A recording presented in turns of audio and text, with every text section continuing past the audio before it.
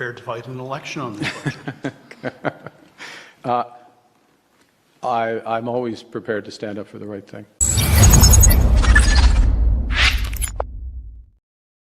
My name is Nico Lagan, and I'm too conservative for the conservatives. My co-host Rob Ambrose, not woke enough for the liberals. We are the Political Orphans.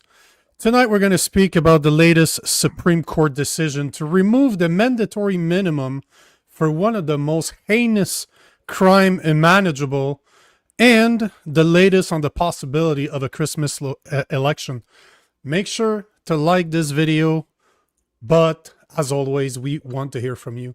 So leave us a comment in the comment section, or better yet, join the conversation live, 8 p.m. Sunday to Thursday, right here on YouTube. What's going on, man? What's up, brother? That was a weekend. Feels like forever. How did the 2 days? Go? Yeah, 2 days, right? How did the mashup go? Good, man. Well, see, even Pam agreed. Great mashup last night, Nico. Shame I missed it live. It was good, man, because it was a bunch of guys that are more prone to conspiracy theories that talk about globalism, and it made for a very, very easy conversation because I was among my people. Yes, yeah. Nice. I wasn't, here I'm trying to be more controlled I try to find common ground. On that on the mashup, I'm not trying to find. You can just let go. Yeah. Oh yeah, we can talk about what we really, really think about. And tell me what you really think. Yeah, tell us what you really think.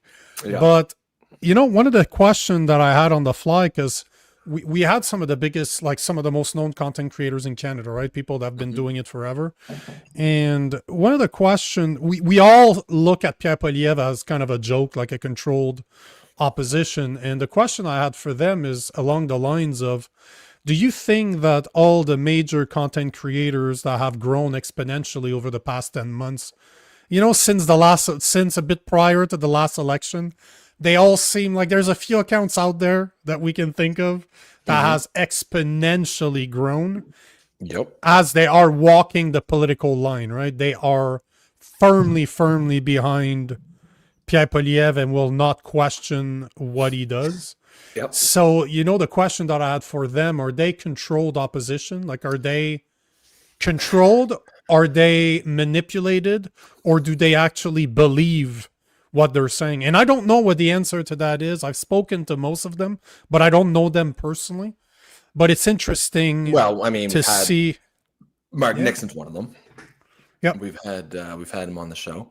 I think, I don't know. I don't know what they actually believe. I think they maybe convince themselves of it, but I think it's definitely the fact that they are, so friendly with Poilievre is why they've seen this exponential growth in their numbers. There's definitely a symbiotic relationship going on there. They give favorable coverage to Poilievre, and they get in return, they get access, and that gives them numbers. And I'm sure that they're also getting, pushed behind the scenes to, by corporate conservative kingmakers, I guess you could say, people who decide who, it's kind of in the States, you see it on the other side. You see that Harry Sisson guy, that he was working with Democrats behind the scenes and he was boosted, right? Same kind of things going on, I think. I don't know what I did with the video. I didn't think I would show it, but let me try to bring it up through my YouTube history, right? Normally I'm capable of seeing what I've looked at. It was just a very, very interesting video from a guy that I'm aware of. I've never interacted with him. I reached out to him to come on the show. He never got back to me. But it was basically a video of Pierre Poilievre admitting that he looks at YouTube literally every night to kind of see what's being said about him. So what we've been saying that they're but let me just see if I can find. Oh, there you go. I got it right here. It's funny because if there's some truth to that, then shows like ours is far more helpful to Poilievre than these other guys. But he's not. He's never going to promote us. He's never going to promote our show.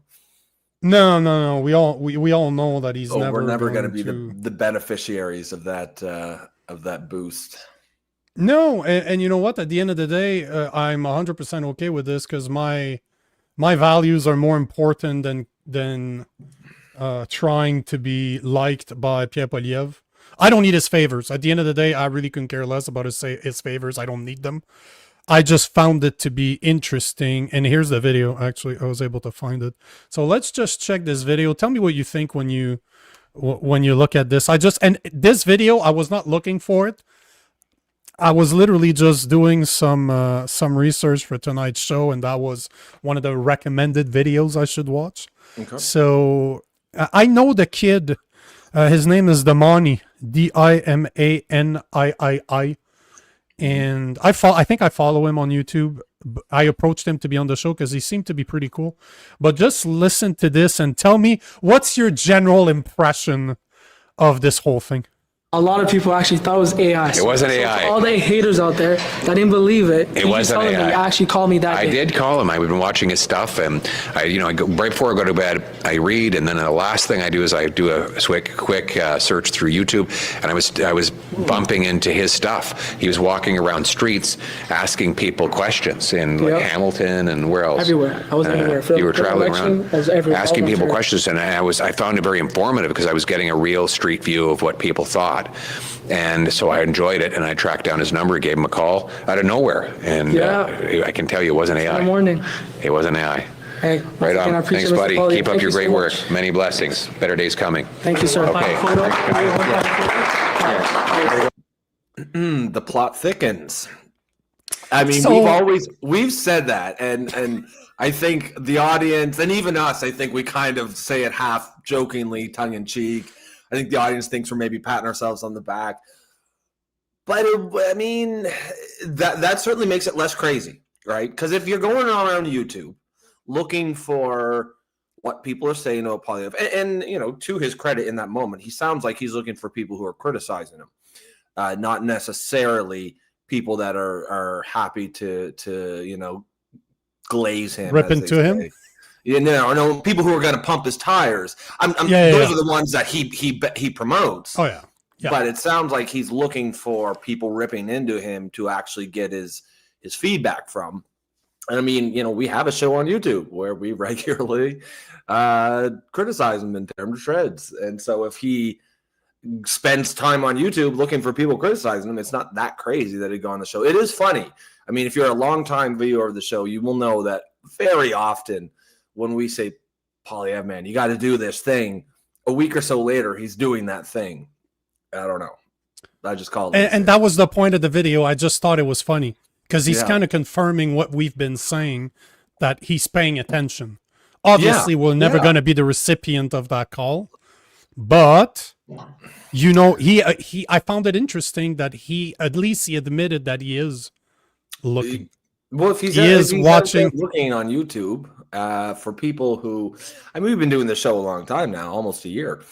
It wouldn't be that crazy that the algorithm would steer him into our show once or twice. I've had people with massive audience reach me.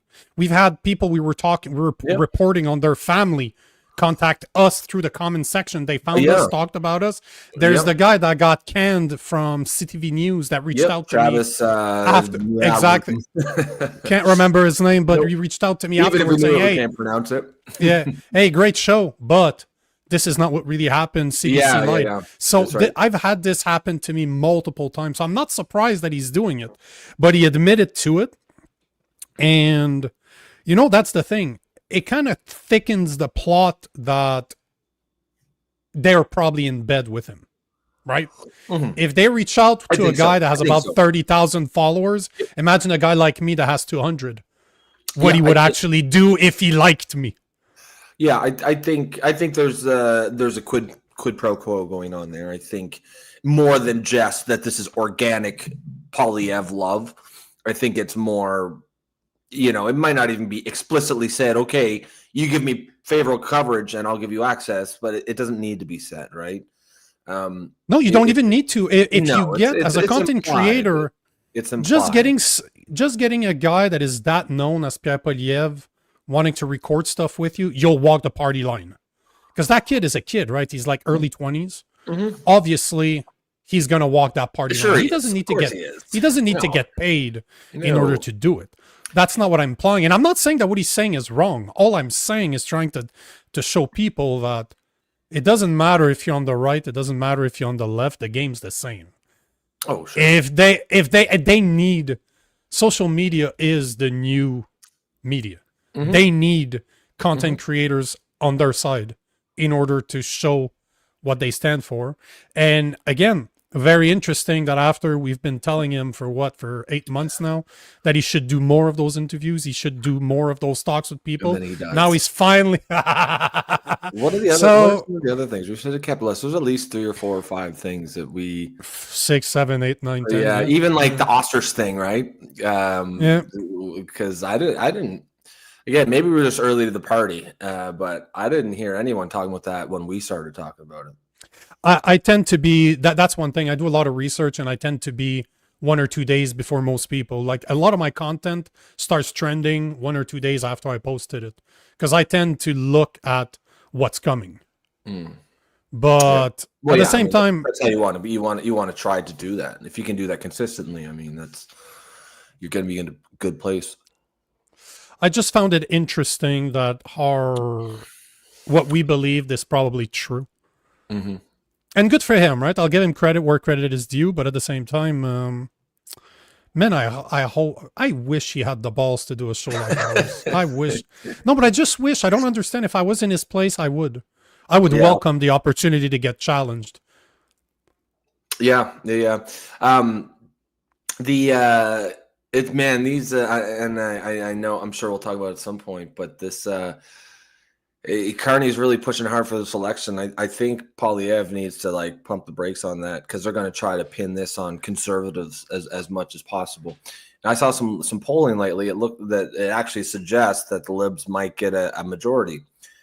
And again, it's because the boomers are fucking us again. I saw a just today on X a breakdown of age groups, and same thing as we saw back in April. Every age group was like 42 to 45% conservative, maybe 30 to 35% liberal, and then spread between the rest. Then you have the boomers that are 51% liberal, like 25% conservative, and then spread throughout the rest. But you can't really be that surprised at the end of the day because who answers those polls? I've never been polled. I've never been polled for one of those things. I don't pick up my number. I don't pick up my phone. I don't pick up a fucking phone number. I don't know. Nobody No. under 60 does. But old No. people, they still have landlines, right? Yep. Yeah, And it like happens. It happens at my mother-in-law landline calls because she and- still have a landline. Yeah, And yeah. guess what? She does get some of those calls too. So it's that I mean, they're not polling. There is that. Yeah. That's definitely. I think that's one of the reasons why polling has been skewed past couple of years. Now it was pretty accurate for in the Canadian election in April.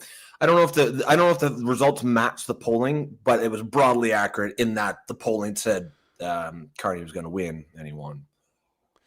I just think that I just wonder if more people are going to show up because the boomers got nothing else to do than to go vote. Yeah. So they show up to the polls.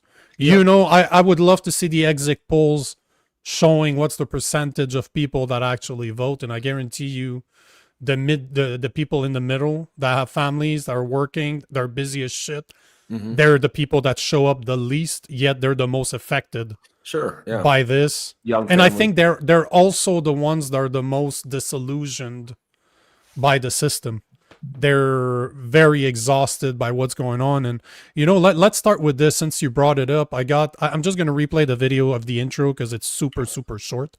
But you know, Mark Carney was asked if he wants an election and just his reaction. Then I'm going to show you the reaction of Pierre Poilievre. I think the video's from yesterday. Okay. So you'll see them. No, actually, I think it was from today. So the next video I'm going to show you is pulled from one of the lives that he's done today. Are you prepared to fight an election on this question? I'm always prepared to stand up for the right thing. He's just dying for an election.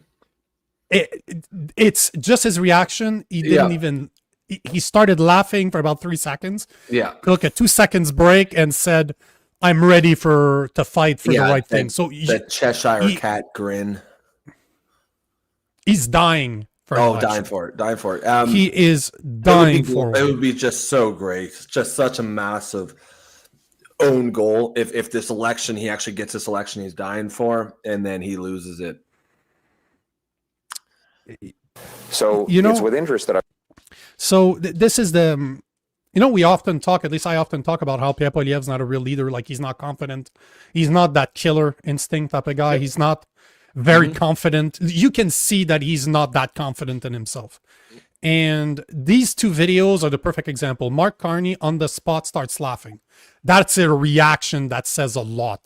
As in, you basically just exposed what I'm trying to do. Good for you, asshole. Like, it's Okay, let's see. yeah, I like it. Now we have Pierre Poilievre. You'll see, even during his speech, he keeps on messing up. And instead of continuing, he restarts his sentence. It's very amateurish the way he's doing it. Why? Because everything he says is Bullet memorized. points. It's memorized text. Yep. And it's like in his mind, he's going through it, and then when he messes up, he's like, "Oh shit, I forgot. I got to put that line in there first." And then he goes back. Yep. And that's the vibe I always get when I hear this guy speak, is that he's memorizing his lines like an actor, and sometimes he pauses in a way that doesn't feel like he's like searching his mind to come up with what to say, but he's searching his mind to remember what the lines were next. And that's always He's not the freestyle. He's not freestyling. No. So just listen to love or hate both Carney or Pierre Poilievre. After those two videos, which one is the most confident of them all, right? So it's with interest that I read the headline in CTV today, and I quote it. Carney signals he's prepared to fight an election over next week's budget. That's the video I just showed. This costly prime minister want a costly election now. Oh yes, Why? the costly speech. Well, the answer is Mark Carney needs a costly election on his costly budget. Yep. To distract Yeah, from like, because he listen, said, "Oh, I said budget first. but I got to go Mark back and say Carney election and then budget." Like, a costly Exactly what election he's doing. on his costly budget. hold on, it was right here. Mark Carney needs a costly election That's on his exactly what costly budget to distract from all of his broken promises. Let's recap them quickly. He promised to have the fastest G7 economy. He promised to have the fastest growing economy in the G7. Today, He's delivered the Junior. fastest shrinking economy in the G7. He promised to double home building. Home building is expected now to drop by 13%, according to his own housing agency. He promised he'd be judged by the prices at grocery stores. They're rising twice as fast as the Bank of Canada's target. And 7% more Canadians will go to food banks this year than last. In fact, food prices have risen so much that there's 100% more food bank demand than there was in 2019 before COVID. He promised that he could handle Donald Trump. That's a quote. Another quote, that he would negotiate a win, that he would have a deal by July 21st. No deal, no win, no elbows, no jobs. In fact, President Trump has since doubled tariffs on Canadian goods, and Mr. Carney has now embarrassed all Canadians by apologizing for an ad that he had earlier approved. His weak leadership forced provinces to step up with their own campaigns to reach the Americans.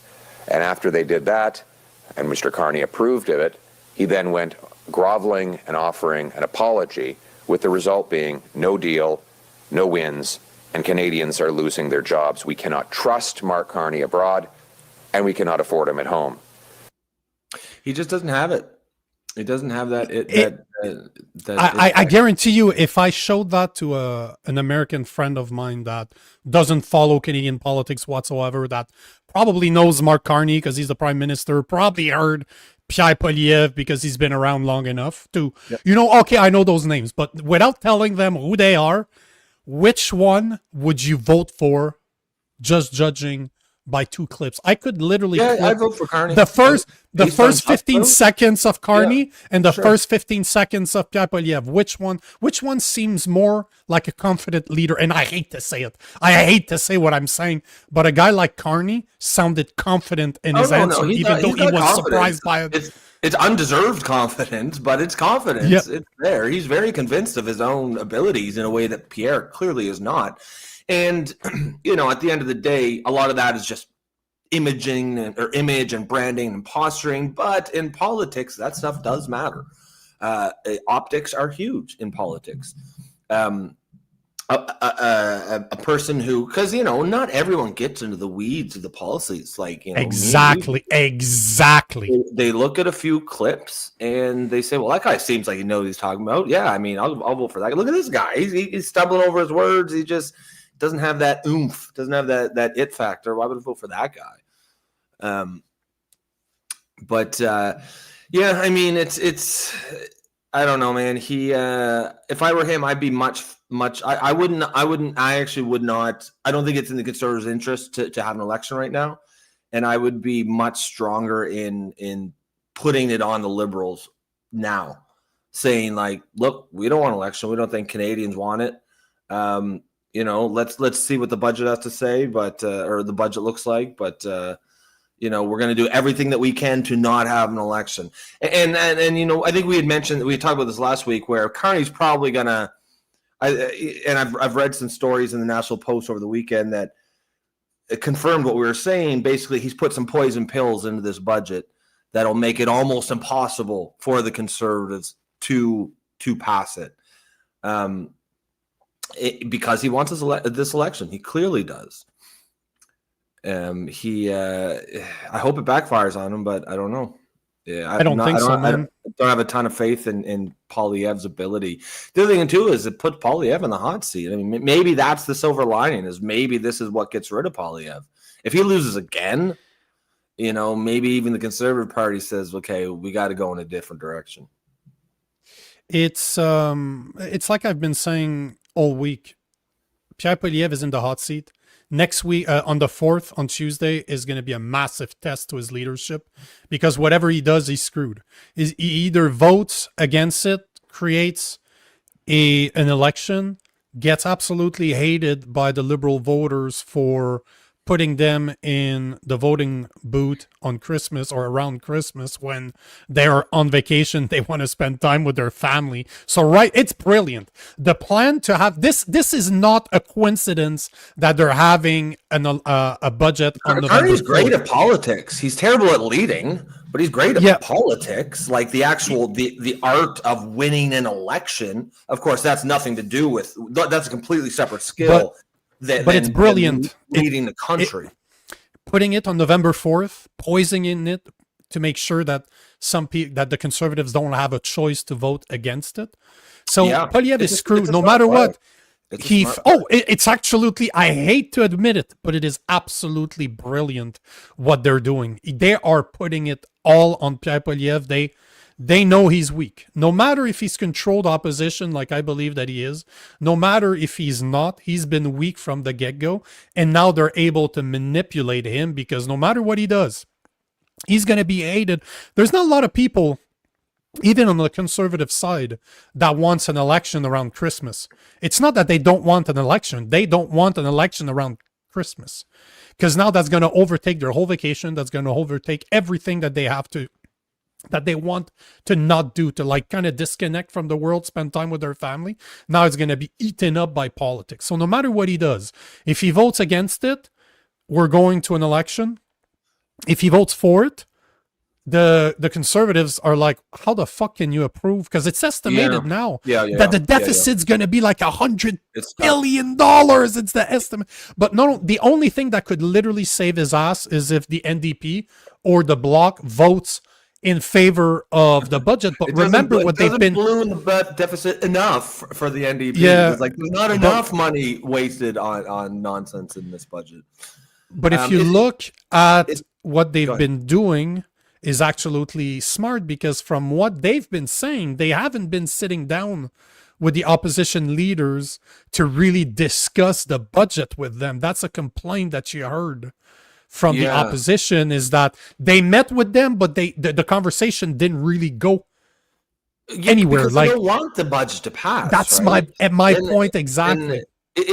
I mean, yeah, like you're saying, it's intelligent maneuvering by Carney. It's terrible for the country, right? That he's putting us through another election just so he can, get a majority, so they can really ram through his agenda.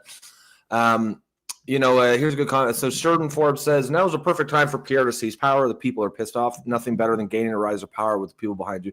Yeah, I mean, like I said, Carney, it's a smart move by Carney, but Poilievre has some moves here, right? He can either just pass the budget, even though it will be very unpalatable to many conservatives, with the thing saying this budget's terrible, but we really don't want to inflict another election on the Canadian people. He could do that.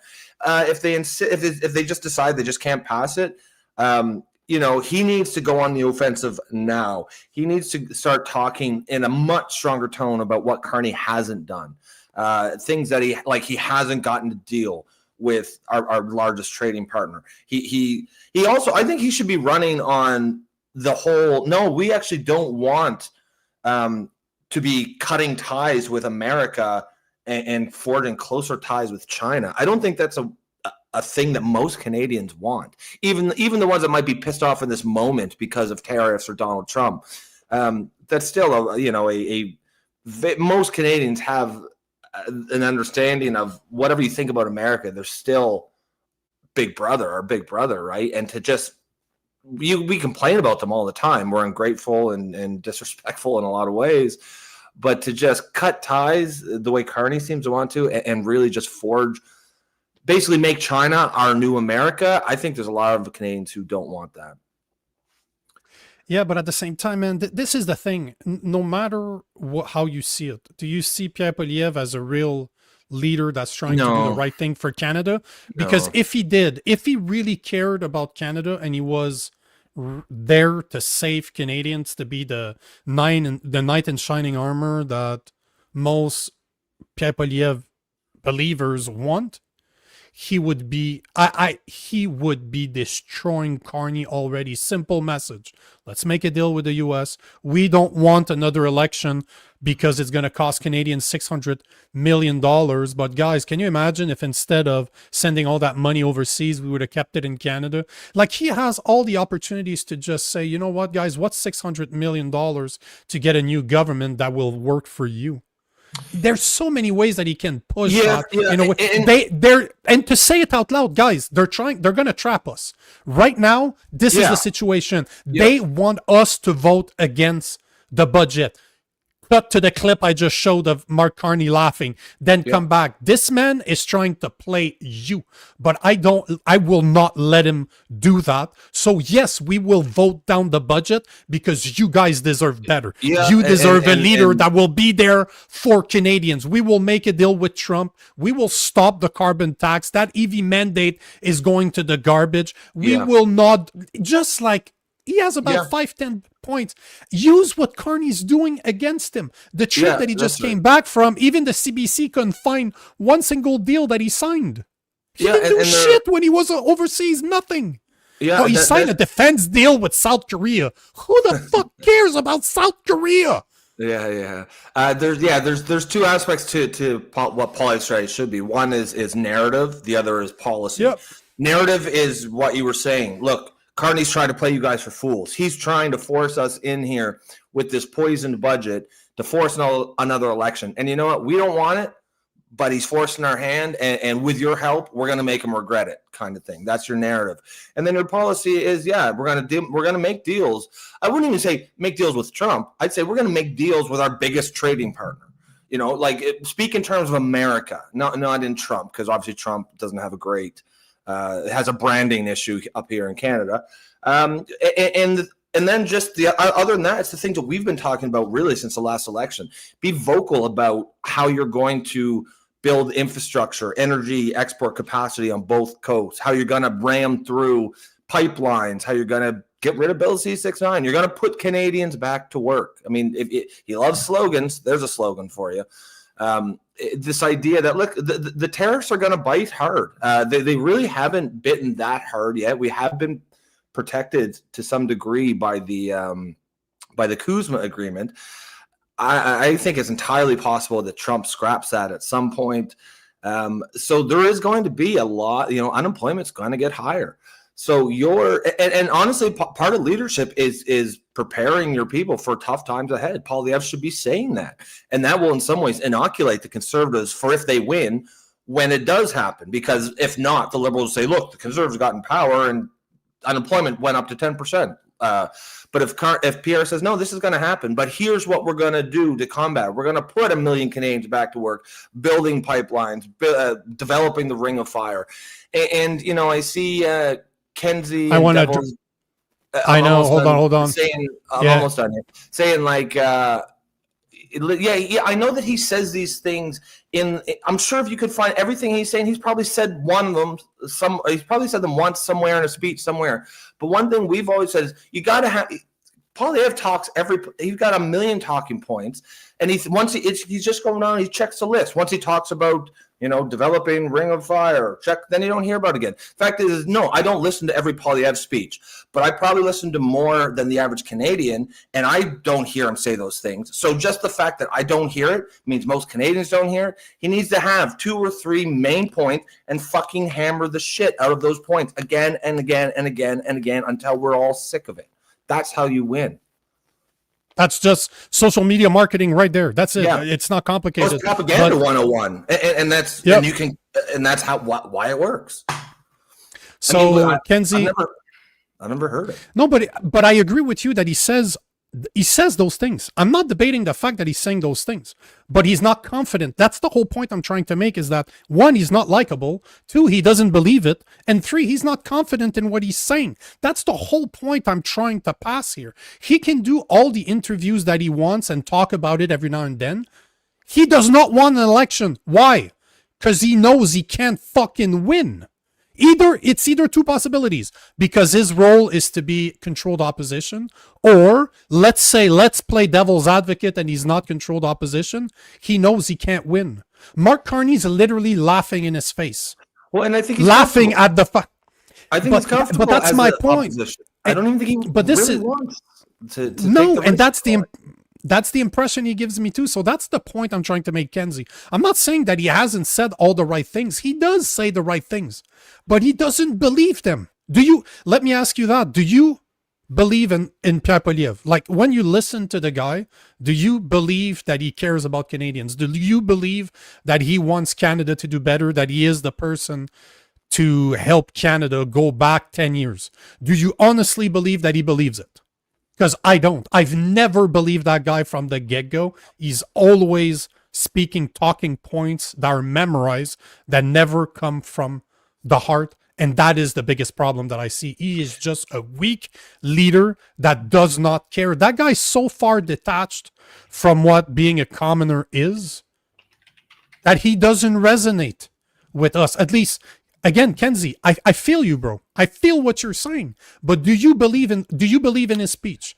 The speech I just showed, I played almost 2 minutes, and that was a speech of today. I was listening to it in the car coming back from shopping earlier, and I'm just like, that my kid's in the back, my wife's in the back with the kid, and she's just like, oh yeah, daddy does not really like this guy, because I had it playing over the Bluetooth, like I had it on my cell phone playing in the background on the Bluetooth system, and my wife is making fun of what I think of Pierre Poilievre to my 3-month-old son, just like, yeah, daddy, because I'm just swearing. I'm like, are you kidding? When are you gonna man up? What the fuck is wrong with you?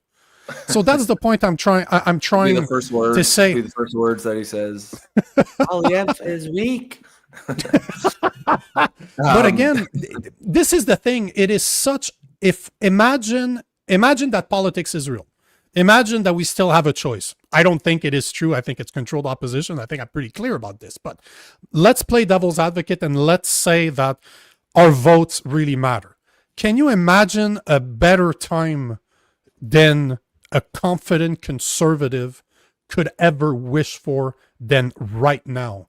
You have a Liberal Party that wants you to vote against them, that is doing everything possible for their budget to be voted down so that there's another election. They just don't want to trigger it themselves.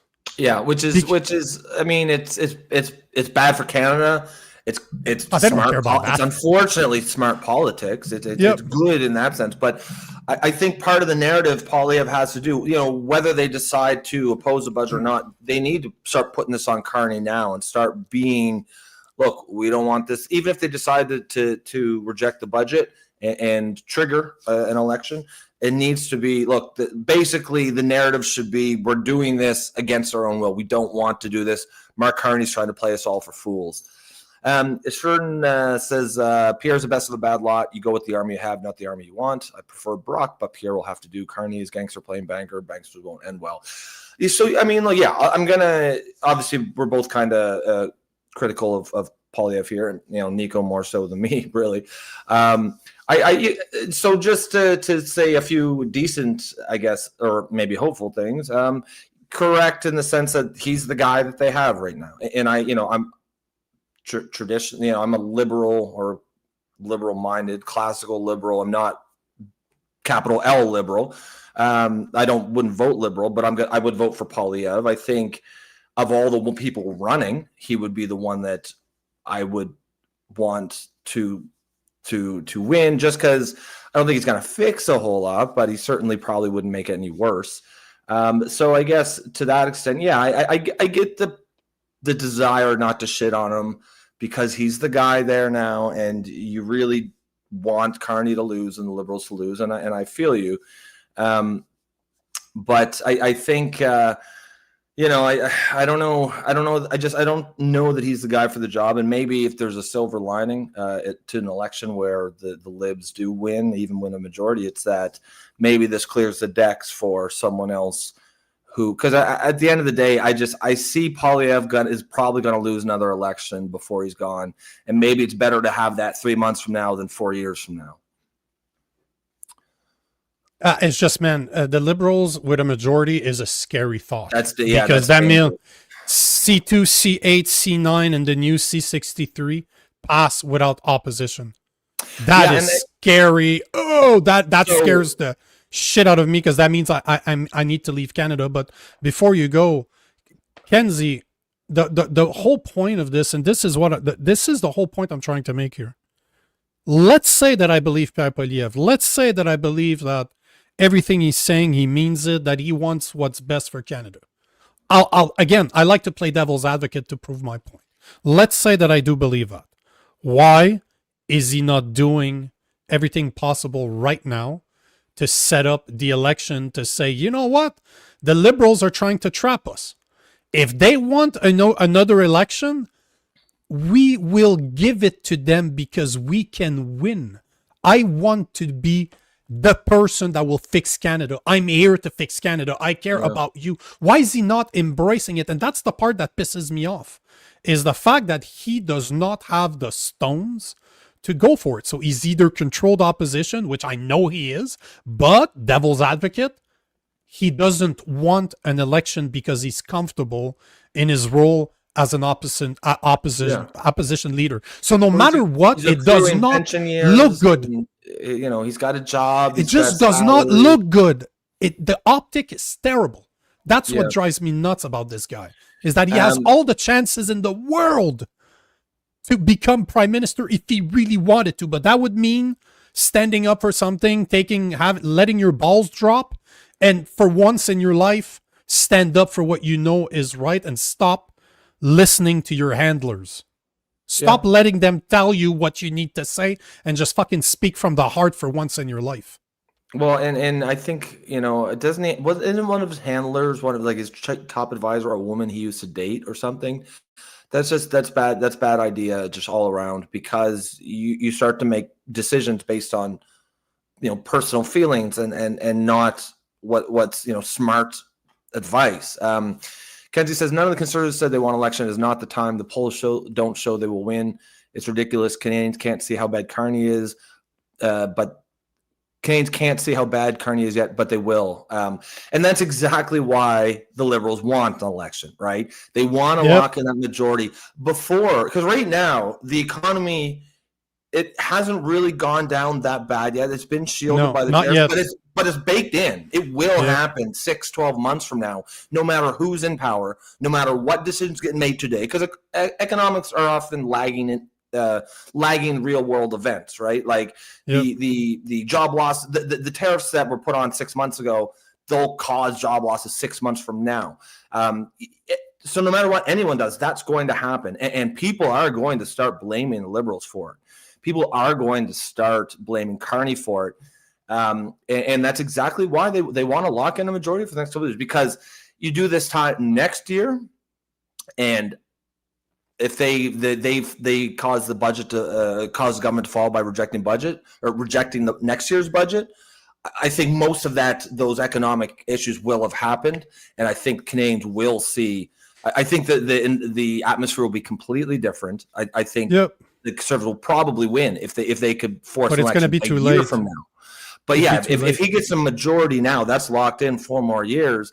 And all those things you're saying, like Bill C, all the C2, bills, C8, C9, C63. Yeah. Now, I mean, on the one hand, if writ is dropped and election happens, those all get canned. But if they get a majority, they can just bring those back, no problem. Yeah. One point that I hadn't thought of, but I'd seen on X was another reason Carney wants this election is that thing that passed last week where they're going to take a much deeper look into his conflicts. In Brookfield, of course, that's gone too with an election, and with a majority, that won't happen again. That just like Trudeau did for what was it? SNC Lavalin, same thing. Same thing as he did with Aga Khan.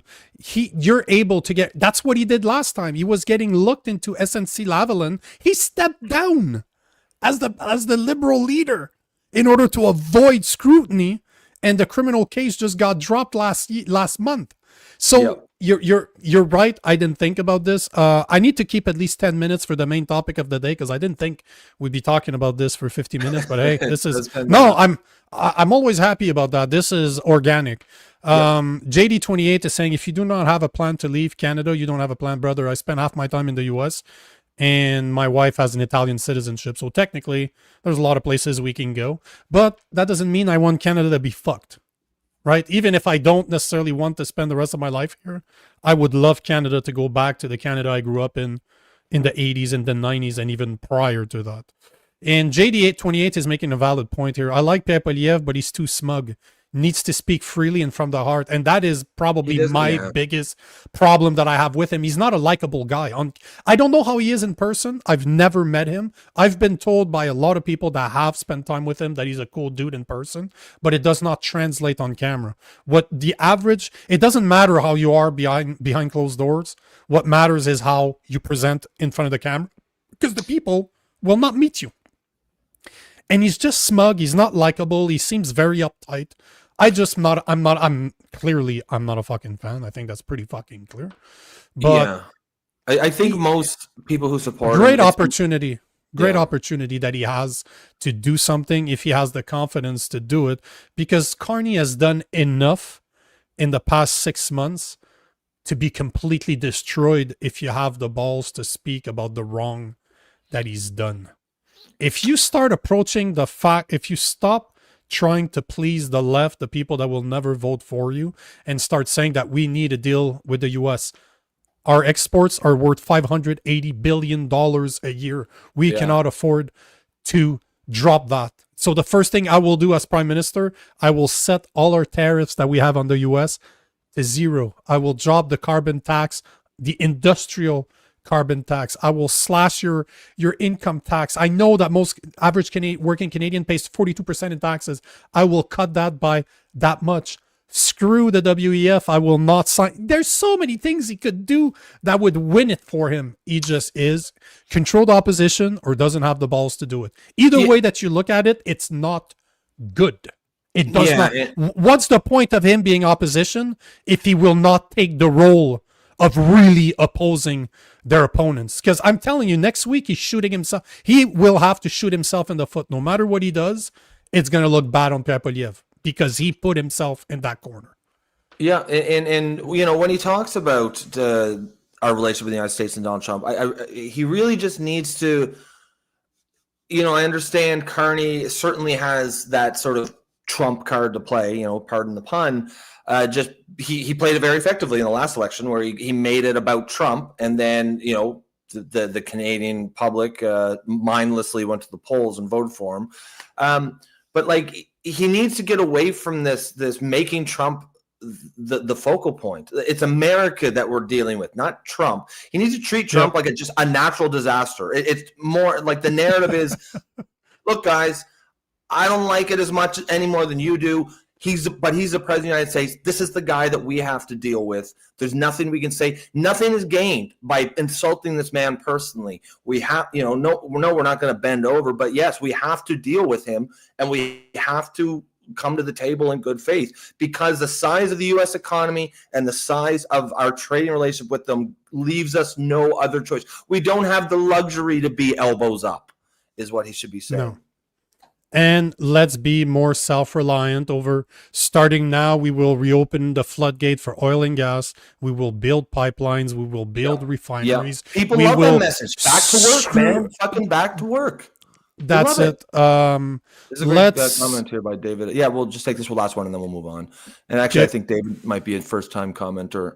Welcome, sir. No, he says not. This of is course not. Yeah, no? He has a fucking member badge right next to his name, numbskull. Oh, shit. Yeah, okay. Sorry. Sorry, David. David FL says, this is not about Trump. Hammer that home. Exactly. It is 10 years of liberal policies. Have the balls to see that. Yeah, that's exactly completely right.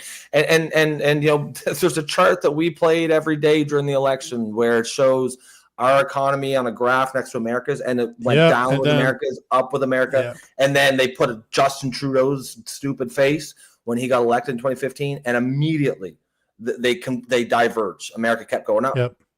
Canada went stagnant. Show that. Put that thing on as many marketing materials as you can. Say this is what liberal policies have brought us. It's time for change. See, even Kenzie admits that he does come across as smug, tense, and arrogant. And David is saying that Carney's more smart. And nobody is arguing that. But you're not taking away the Carney voters. The real Carney voters are not going to vote for Pierre Poilievre, but the people like him will. The people like Rob will, that are like, I need something better than Carney. So you look at Pierre Poilievre. Imagine if Pierre Poilievre was likable. Imagine if he came across as likable on camera.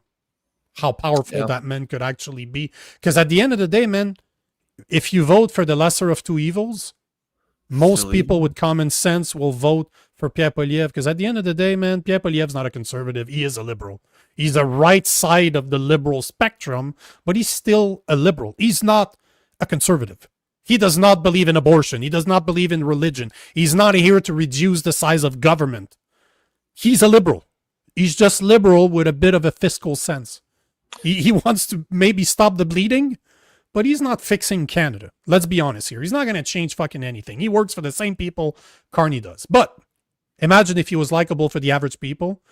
That could make him, that could make them vote for him. I just don't see it. So, guys, fucking love when those conversations last like 50 minutes when that was not the goal at all.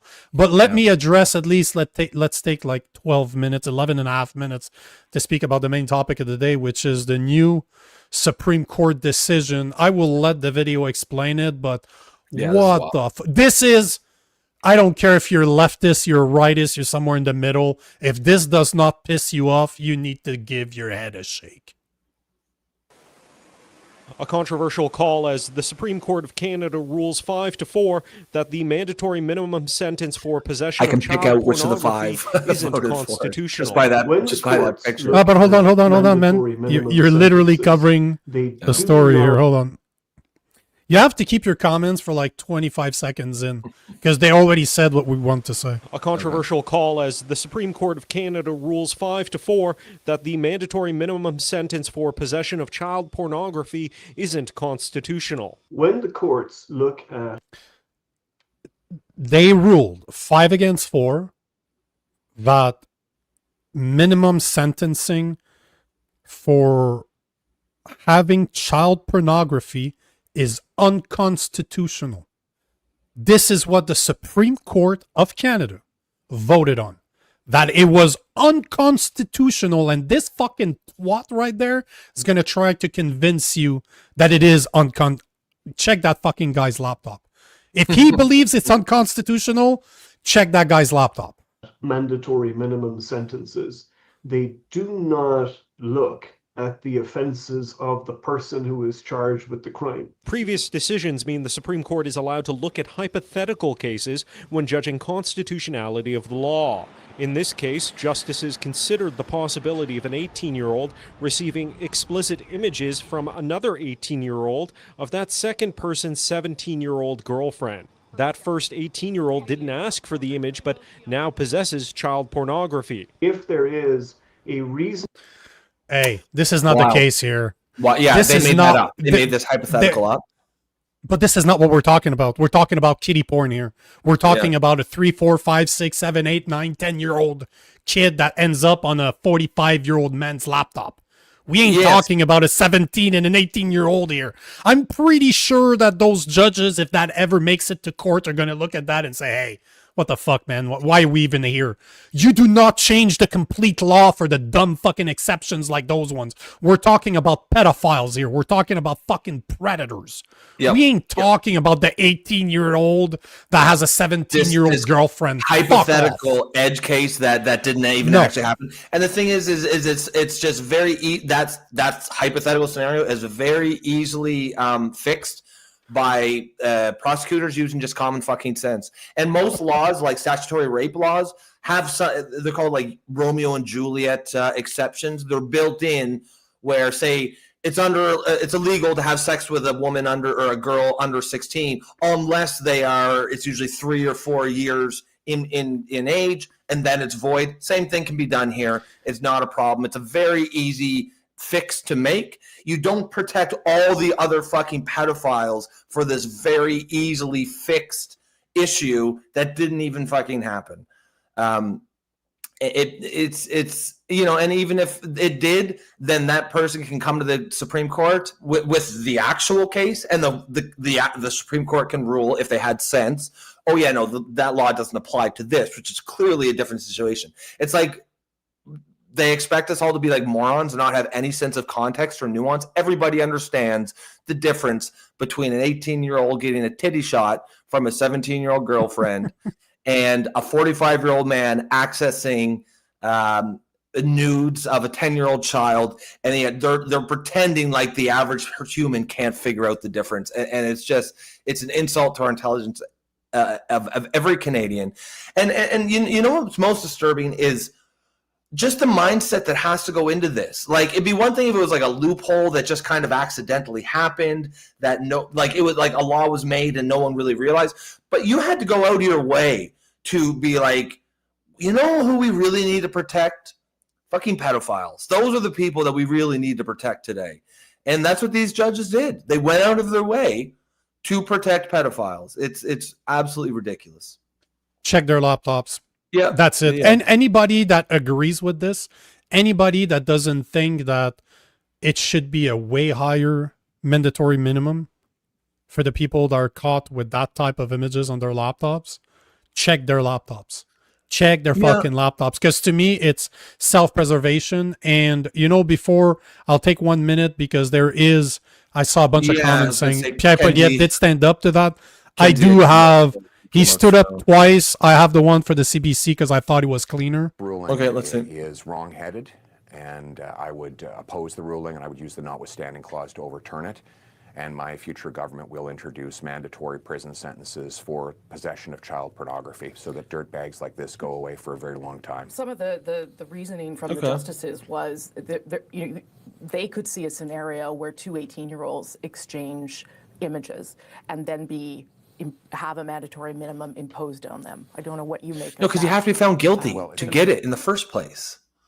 No one's saying just be just being accused of it. Like no one would find an 18-year-old guilty in that scenario.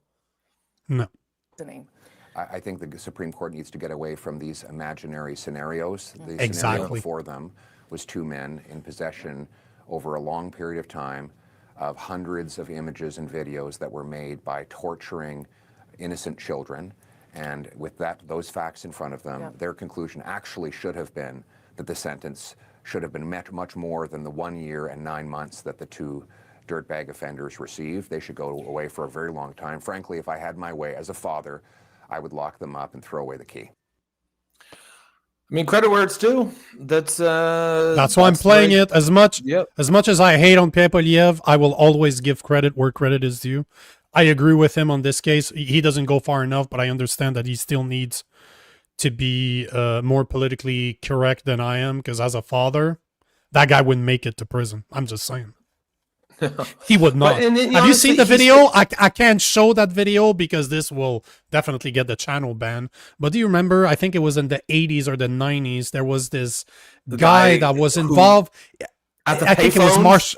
Yes. He was at the payphones, and then the kid, the guy that molested his kid, walked behind him. Boom. Yeah. Father of the year, man.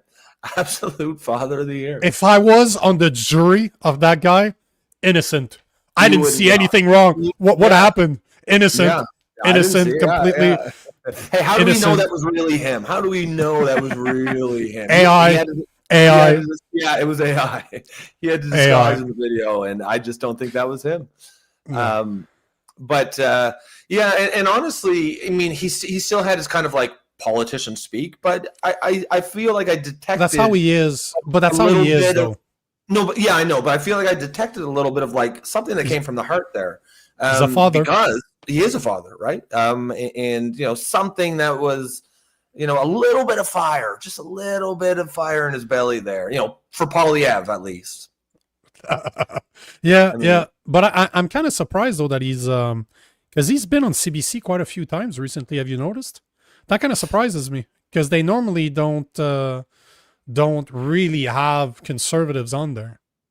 No, and I've seen that interview around. I haven't watched the full thing, but it seems like the audience has seen it. What do you guys think of it? Because it seemed to me like the clips I saw seemed some more or less a pretty typical kind of fair interview. It it didn't seem overly biased. It's CBC, so you have to it's got to be relative. Of course, it's always going to have a little bit of liberal bias to it, but it seemed like she was actually trying to just do what journalists are supposed let him answer. Just ask him fair questions and let him answer, because the whole point is they're supposed to get the Canadian people to hear what their politicians think. This is a great comment by Mitch Warner. I think that's your first time, never seen you before. True, eh? What's going on, man? So why are we censoring the internet in Canada? Isn't it to protect children? Exactly. Yeah. We censor the internet, but not. We don't want to put the criminals we've got to in censor jail. the internet to protect children, but we just struck down laws banning child porn. Oh yeah, but don't worry about that. I mean, that's don't not those children. And even Daniel Smith came up pretty strong, saying that it was absolutely ludicrous. The minimum sentencing should demand the minimum mandatory should be so much higher. Where's Dougie on this? What's Dougie saying? Dougie's hiding his laptop. No, I'm just kidding. I don't know what I'm talking about. This is all for entertainment purposes. But how is Mark Carney not speak? The fact that Mark Carney's not speaking about that either, that's problematic. I find that why is this shouldn't be a partisan issue? We should all be against child pornography, right? None of us should be against pedophiles. Or none of us should be for pedophiles. Yeah. Whoa. I don't agree with Rob. But it seems like, the mainstream political left, they're either just silent on it, or you'll often hear some of them will actually put on full-throated defenses of pedophiles, right? How you've seen them try to rebrand them as MAPs, minor attracted persons, right? Because it sounds better. We can't stigmatize the we don't want to put stigma on the pedophiles. Yes, we do. We do. We want they to were put born that way. Stigma. Yeah, we want to put born that way. And even if that were true, it doesn't matter, right? Some people are born just pure evil. That's irrelevant. We should still remove them from society as soon as we can. Who matters most, the kids or the criminals or the pedophiles? The criminals. No, but of course. I mean, it's a pretty bad society when you value the criminal more than you do your youth, than you do your children. And that's the mainstream modern current iteration of the political left in a nutshell. And that's why there's a lot of, common sense liberals like myself who are having a real hard time reconciling, what are our classical liberal beliefs with what we see right now coming out of the mainstream political left. Yeah, it's. I think I agree. Where did I see that? Richard Pierce is saying that CBC is trying to fix their image, and I think you're right. I think they've been called out so much in the past few years that they're always going to be very leftist. Sure. But I don't think you can expect that to change. I think but if they just can to get have down him to on like, is kind of surprising. I think if they can get down to like a 55-45, bias, I think most people will be okay with that. It's just lately, when I say lately, I mean maybe the last 20 or 30 years, it's just been much more than that, maybe 70-30 or something, but it's just been a much more obvious bias. Wise Guy said, I also noticed that Rosemary gave Carnage a very hardball interview as well. I have a feeling she forgot what happened last time. Yeah. She needs to look inside herself again. But I mean, at the end of the day, the CBC also, they understand where their funding comes from. It comes from the government. And at some point, it's not going to be a liberal government anymore. And maybe they see the writing on the wall. I have a feeling that Pierre Poilievre will be our next prime minister based on how CBC spinning it these days. That's the rest of the comment. And, yesterday on the mashup, I'm just going to finish on that, but yesterday on the mashup, some of the guys said that they wouldn't be surprised if Pierre Poilievre wins because if you believe, like me, that both sides are two parts of the same bird, they're two wings of the same bird, that we have a uniparty, that they all work for the same masters overseas in Europe, it doesn't really matter who's in power because they're all going to push the same agenda, that is to serve their one world government. If that's what you believe in, you wouldn't be surprised that Pierre Poilievre would become the next prime minister to make us believe that we still have a chance. Because if you're noticing we all agreed on that yesterday, that it seems like there's pushback. The 2030, 2035 agenda, like the WEF 2035 agenda, we all heard about that. Mm-hmm. It's not going to plan. It seems like since COVID, a lot of people have woken up and more people are criticizing. Just look at what happened with Bill C-8 in Canada, or Bill C-2, sorry, in Canada. They retabled it with another bill, literally removing 99% of the bad stuff from it. Just because people are like, no. So it seems that Canadians are pushing back. Has an effect. So maybe that you are right, that he will become prime minister to give us the illusion that our choice matters. And that's what some of the guys were saying yesterday. I like the idea because I could see that as just I kind of a gimme. Okay, commoners, here's a small win for you guys.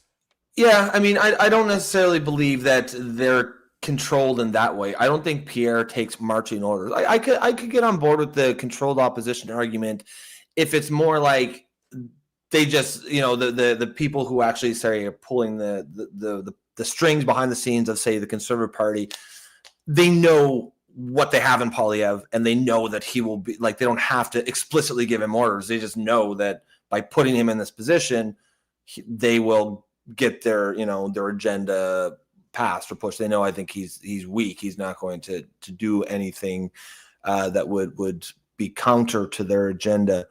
And the final comment, I was just going to say, we'll have one more after, a super fast one. Okay, this can one moment says, I'm conservative. Can anyone give me one good reason why I should vote for Carney? Nope. No. Not going to find that here. I don't think you can. I mean, I'm liberal, and you're not going to find it for me. Negative, bro. Negatory. Thanks for your comment. If this was your first time, this is the perfect opportunity to tell everybody that's listening. Make sure to like, make sure to comment, obviously. Subscribe if it's your first time showing up to the YouTube channel. You like what we're doing, make sure to subscribe. If you're on X, join us at the Political Orphans on the YouTube channel and join the conversation. Join the comment. We go live Sunday to Thursday, 8 p.m. Eastern time. We always take a shit ton of comments. Half the time is spent on stories. Not even today. I would say like 45% of the show was just interacting with the comments. At the end of the day, that's why we do it live, right? Because we got a balls to interact with our commenters, agree or disagree. Just today, you could see that we weren't agreeing on everything. That's the whole point of civil discourse. And Devil's Due, I'm just going to finish with that. Did you show Bill Gates' comment? Are you talking about his walking bat, the climate agenda, change, saying that? No big deal after all. No big deal after all. Yeah, we should do, when there's going to be a slow day, like a slow news day, we should make an episode on that just to show how hypocritical it is. But this was coming. You know that if Greta Thunberg actually saw this coming and moved to the Free Palestine bandwagon, you know that nobody cared about climate change anymore. Unfortunately, our liberal government, Mark Carney, is still pushing this shit. Because he did say while he was in China that, hold on, let me use his own words here. Carney said that China and Canada are two countries that share the same climate change ideology. And their defenders from the liberals are saying, oh, per capita, Canada is the second biggest producer of carbon in the world. Hey, asshole, we have the second biggest country on the planet. No, we're the second biggest country on the planet with the 37th largest population with 40 million people. China produces over 30%. We produce 1 point something, and I disagree that we're producing 1%. With the amount of trees that we have, we are carbon zero already. Fucking twat. At the end of the day, twat. Per capita this is a idiotic use of per capita in this context because it doesn't matter. It's not the per capita percentage. Even if you believed everything about the climate change narrative that carbon is going to cause warming, it's not per capita. It's the overall number. And like you said, Canada, even the official numbers is 1% of the overall number. In other words, a drop in the fucking bucket. China, on the other hand, is what, 45, 50% of the 30, world? around 30-ish, yeah. Okay, that's still enormous. The single largest emitter. And Mark Carney, with a straight face, said that China really cares about the environment and climate change. It's not just carbon emissions. Like they have almost zero environmental regulations. When they build mines, they just fucking destroy the place. They're dumping chemicals and into rivers. Like they don't give a shit about the environment. And that's one of the main arguments. That's one of their brands. That is one of their marketing materials. Make your shit in China because we don't give a fuck what you do with your toxic sludge. You can pour it down rivers for all you care about. But if you make it in Canada, where you're from, or the United States, you've got to deal with all this red tape, all these environmental regulations. Why do it? Just make it here. And Mark Carney, with a straight face, said China. What a terrible indictment of Canada to say that we have shared values on the environment. Are you fucking kidding me? China doesn't give two shits about the environment, and they don't give two shits about emissions. No. It's like that ridiculous thing he said a while back, where we need to have a tax on carbon, or China won't trade with us. What? China is the worst emitter. They don't give two shits about if Canada has a price on carbon. No, definitely not. Yes. All right, guys, we're gonna put a pin in there. Excellent show. As always, lots of comments, lots of new faces. As Nico said just a few minutes ago, please like and share the stream. If you are new, this is what we do. We engage with the audience. I am a anti-woke liberal, a common sense one. There's still a few of us. Nico is on the other side. He's a conservative, but the show is, of course, designed to show that common sense people from all over the spectrum can still get together and have productive common sense discussions, find common ground where we can, and respectfully disagree when we can't. If you support the show, if you support what Nico and I are doing, please consider becoming a member. You can do that through YouTube, or you can also support us by buying us a coffee, which is in the QR code in your top right-hand screen. Other than that, guys, tune in tomorrow, and let's have a great week. We'll be here tomorrow, same time, 8 p.m. Eastern. We'll see you then. Peace.